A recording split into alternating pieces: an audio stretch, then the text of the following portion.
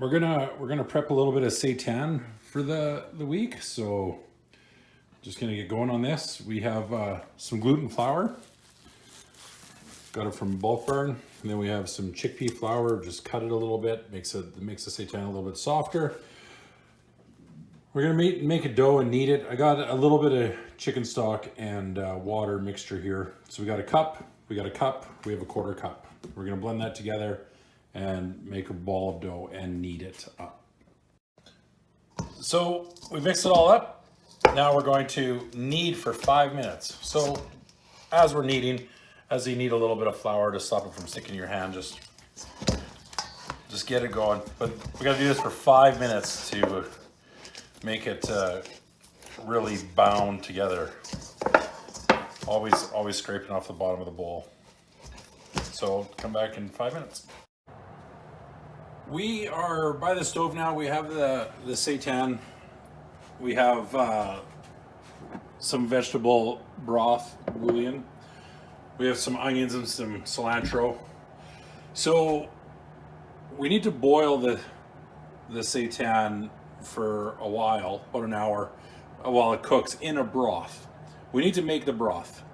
So these are the ingredients that we're going to use to make the broth. The broth can be changed however you want. Remember, it's your broth. We like cilantro. A lot of people don't like cilantro. Don't put cilantro in your broth. Then as we cook it, we have to make the broth taste really good. Once the broth tastes really good, then we'll put the seitan in, and we'll come back to you then. Okay, we have to cut the seitan here, and it's just a dough, nothing. And probably want to cut it into minimum 4, but just do a little bit more of a, cook a little bit faster. We cut it down a bit more. We have our broth cooking here. It smells really good. Has to taste good, or it won't taste good in your food, right?